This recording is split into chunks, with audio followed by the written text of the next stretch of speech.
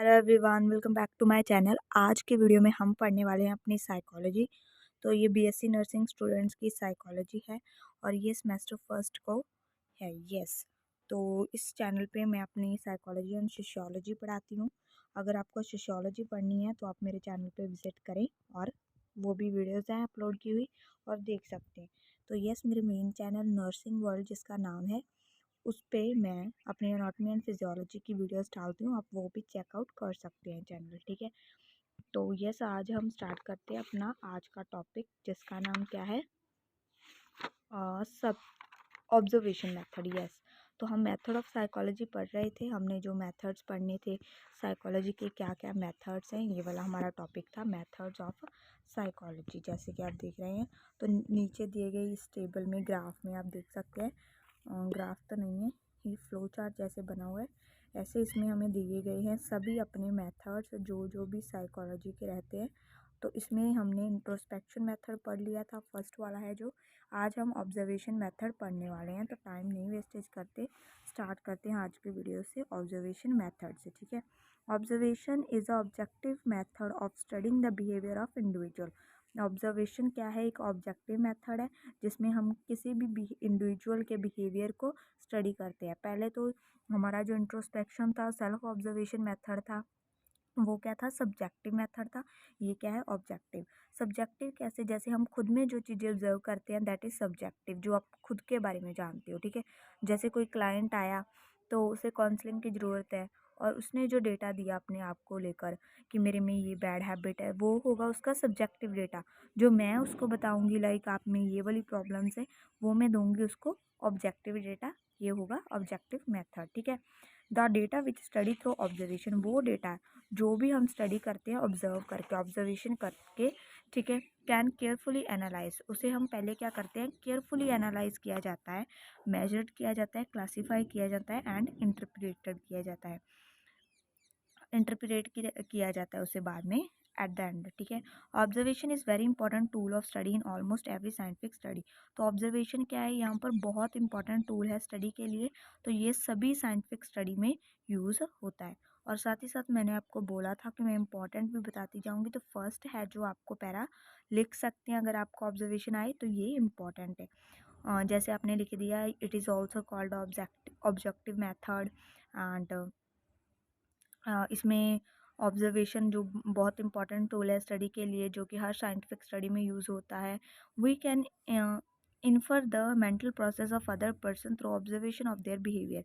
अगर हम दूसरे पर्सन की मेंटल प्रोसेस में भी इंटरफेयर कर सकते हैं, अगर हमने उसका ऑब्जर्व कर लिया बिहेवियर, उसके बिहेवियर को ऑब्जर्व करके फिर हम इंटरफेयर कर सकते हैं। ठीक है, माई फ्रेंड इज़ एंग्री, जैसे कि यहाँ पर एग्जाम्पल दी गई है कि माई फ्रेंड इज़ एंग्री, मेरा जो दोस्त है वो क्या है? गुस्सा है, विद समबडी, किसी और के साथ और किसी के भी साथ। I observe his form flaws threatening attitude and infer anger from organic expression. तो मैंने उसके जो हाव भाव पहचाने और उसका जो मन मारने वाला एटीट्यूड देखा और मैंने उसके इंटरफेयर किया एंगर के साथ, तो ये क्या हुए? ऑर्गेनिक एक्सप्रेशंस हुए। This process may be subconscious as I interpret his behaviour the light of my own experience when I got. तो जब भी लाइक मेरा एक्सपीरियंस, जब भी मैं एंग्री होता हूँ तो मैं जो जो करता हूँ वो सभी मैंने एक्सपीरियंस किया था पहले। तो जब मैंने अपने दोस्त में वो सब चीज़ें देखी तो मुझे पता चल गया वो भी किस मूड में है? एंग्री मूड में है। ठीक है, पहले उसने खुद को ऑब्जर्व किया था ना ऐसे कभी, फिर उसको एक्सपीरियंस आया कि ऐसे मूड तो गुस्से में होता है, तो फिर ही उसने अपने दोस्त को जज किया। ठीक है, देन हमें ये जो पैराग्राफ है ये स्किप कर सकते हैं हम, सेकंड वाला। अगर आपको एग्जाम में आ जाए ऑब्जर्वेशन मेथड सेकंड वाला आप लिखना तो लिख दीजिए, नहीं तो स्किप भी कर सकते हैं। मोस्ट इंपॉर्टेंट रहता है आपको डेफिनेशंस लिखने का। डेफिनेशन आपको अच्छे से और पूरी लिखनी होगी। जैसे मॉसर इज राइटली सेड, तो मॉसर ने क्या कहा है? Observation is the best method of scientific inquiry. कोई भी साइंटिफिक इंक्वायरी करनी है तो बेस्ट मेथड क्या है? Observation method. ऑब्जर्वेशन करें, ऑब्जर्व करें तो साइंटिफिक इंक्वायरी हो जाएगी। देन है Goode and Hatt. Goode and Hatt ने क्या बोला है? Observation is an important validation. Observation क्या है? एक इम्पॉर्टेंट वैलिडेशन है। It means that science start with observation and validation of facts at the end again depend upon observation.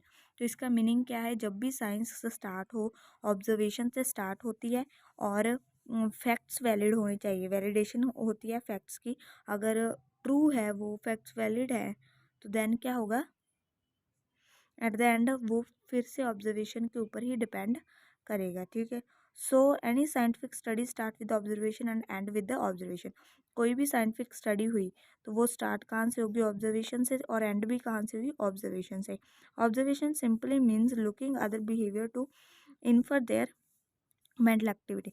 Observation का simply क्या मतलब है, किसी का बिहेवियर देखना और इंटरफेयर करना उसकी मेंटल एक्टिविटी में। But just looking is not observation method. बस सिर्फ देखते रहना, ऑब्जर्व करते रहना, ये कोई ऑब्जर्वेशन मेथड नहीं हुआ। It should follow some systematic way. इसमें कुछ सिस्टमैटिक वे फॉलो किया जाता है। Observation will be scientific only if the other behaviour is looked systematically. जो ऑब्जर्वेशन है तभी साइंटिफिक होगी अगर हम सिस्टमेटिकली किसी का बिहेवियर ऑब्जर्व करें। ठीक है, देखें किसी के बिहेवियर की तरफ सिस्टमेटिकली, देन क्या होगी, साइंटिफिक होगी ऑब्जर्वेशन। उसके बाद हम आ जाते हैं according to Young. Observation is a deliberated study through the eye. Observation क्या है, एक डिलिबरेट स्टडी है जो हम आंखों से करते हैं। ऑब्जर्व करेंगे तो आंखों से करेंगे ना। May used as one of the method for scrutinizing collective behaviour.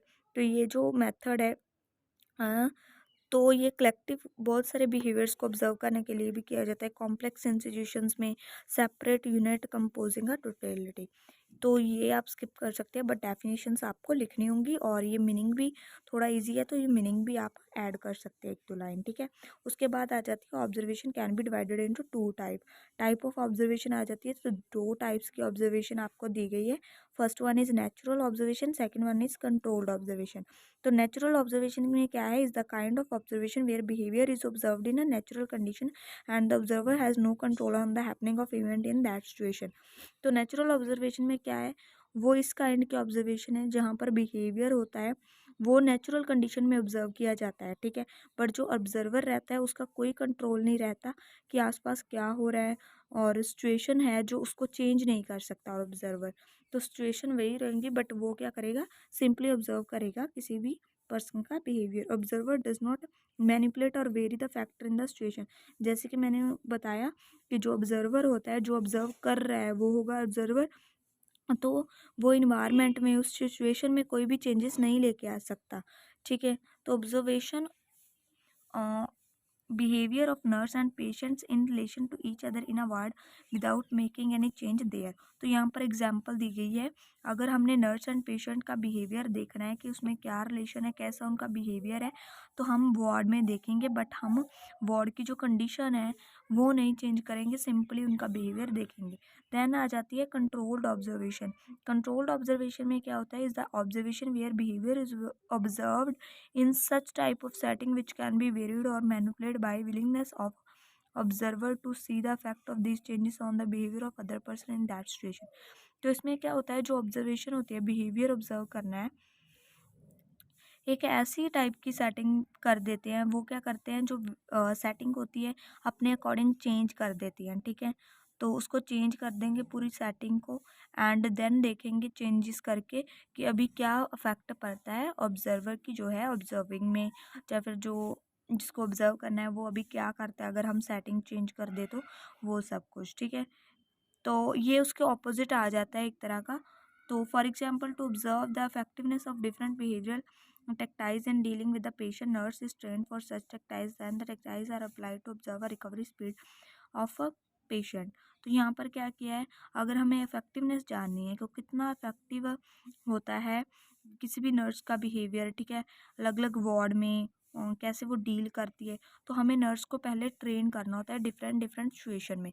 Like कभी उसको ओटी में ड्यूटी दी, कभी उसको उसमें वार्ड में ड्यूटी दे दी, ओटी में दे दी, ऐसे ऐसे चेंज करके उनके वार्ड, उसमें हर वार्ड यूनिट में ड्यूटी देनी है ताकि वो सभी का बिहेवियर जान पाए।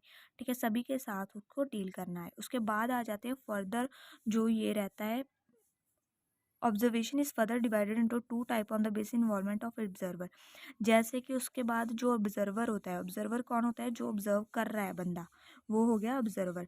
ठीक है, अभी ऑब्जर्वर अगर प्रेजेंट है तो उसको भी 2 टाइप में डिवाइड किया है, participate and non participate observation. Participative observation में क्या होता है, वो observation where observer actively participate in the activity of other in a situation. तो पार्टिसिपेट में क्या होता है, जो ऑब्जर्वेशन होती है उसमें जो ऑब्जर्वर रहता है, जो ऑब्जर्व कर रहा है, वो एक्टिवली पार्टिसिपेट करेगा उस सिचुएशन में, उस लोगों के साथ जिसको वो ऑब्जर्व कर रहा है। Sometime it is not possible observe other behaviour by just staying outside the situation. कभी कभार ये नहीं पॉसिबल होता कि हम दूर बैठे और जस्ट ऑब्जर्व करें बिहेवियर को, तो हमें बीच में पार्टिसिपेट करना पड़ता है। ठीक है, observer has to participate in the activity of active member of the situation of that group. For example study the behaviour of tribal people. अगर हमने जैसे इसमें एग्जाम्पल दी गई है, अगर ट्राइबल पीपल का बिहेवियर देखना है तो ये अच्छा है कि हम क्या करें, उनमें उसके बीच जो एक्टिविटी हो रही है, ट्राइबल पीपल जो भी एक्टिविटी करते हैं उनमें पार्टिसिपेट करें और नज़दीकी से देखें उनका बिहेवियर क्या है, वो क्यों ऐसा कर रहे हैं, उसके पीछे क्या लॉजिक है, क्या रीज़न है। अगर हम एक्टिवली पार्टिसिपेट करेंगे तो ही जान पाएंगे। देन हमारा आ जाता है non participative observation. Non participative observation में क्या होता है, is observation in such situation where the observer stay away from the activities the group does not take any active part in the activity.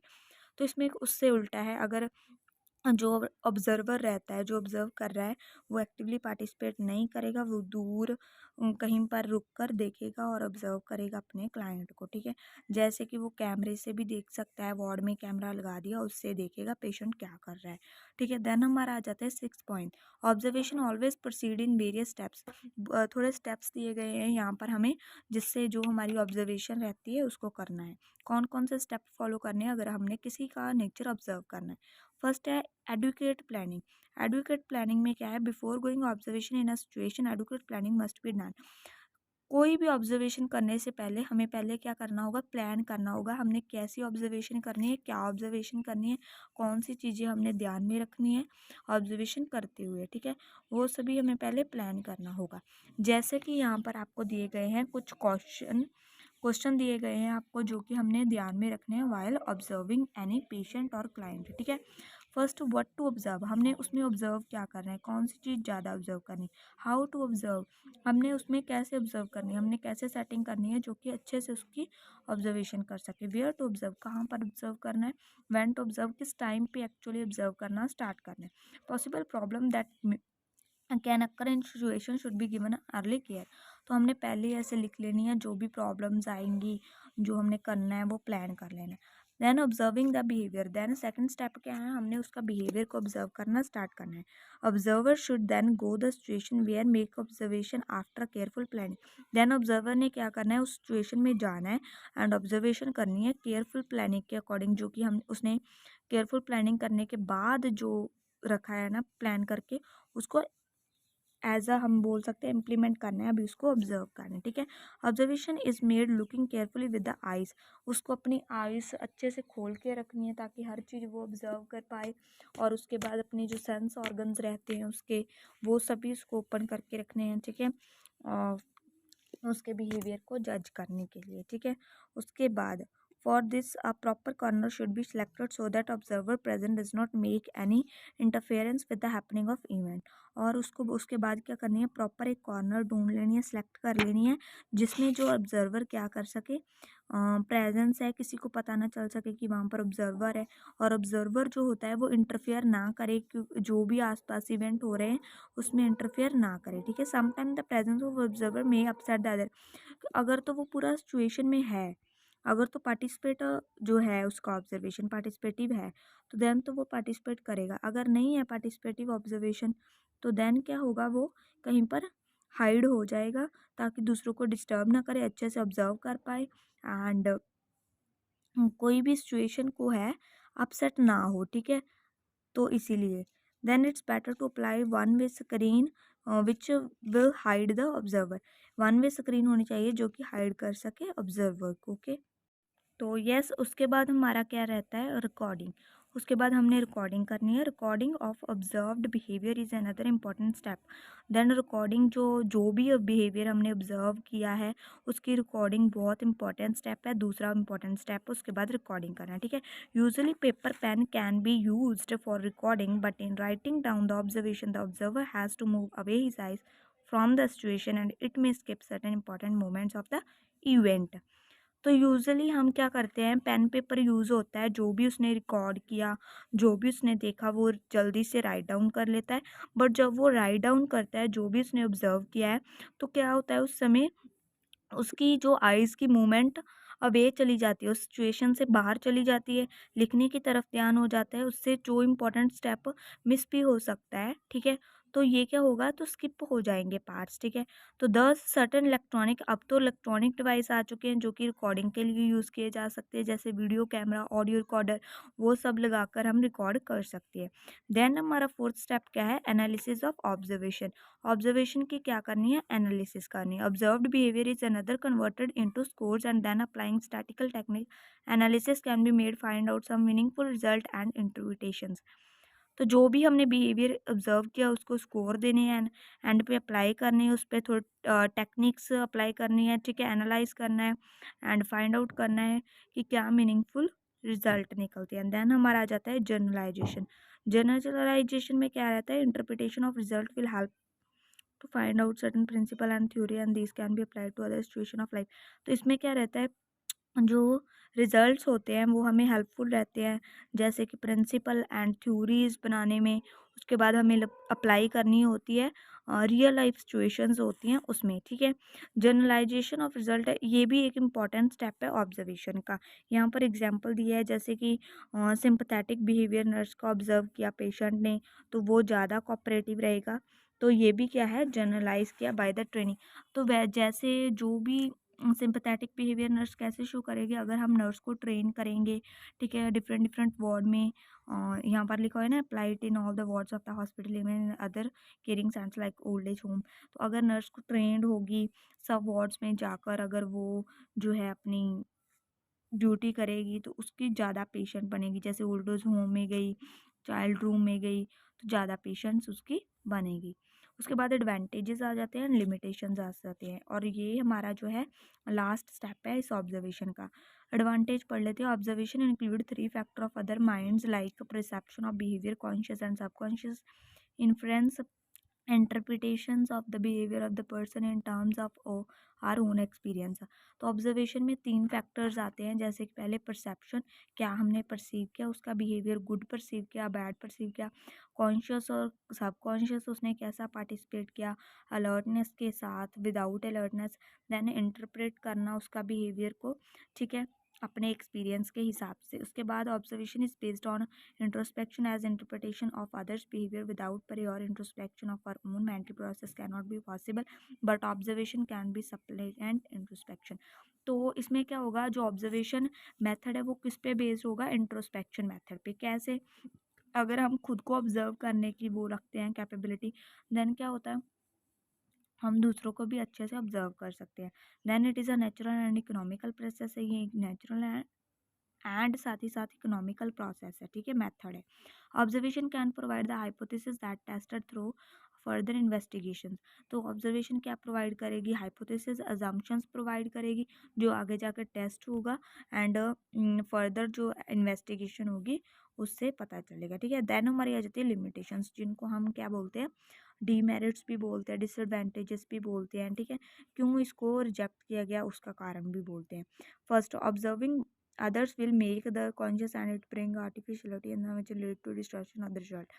अगर हम इसमें क्या पॉइंट में first में बोला गया है, अगर हम ऑब्जर्व कर रहे हैं किसी का बिहेवियर, तो अगर उसको पता चल गया कि ये मुझे ऑब्जर्व कर रहा है, तो थोड़ा वो क्या होगा, अलर्ट हो जाएगा।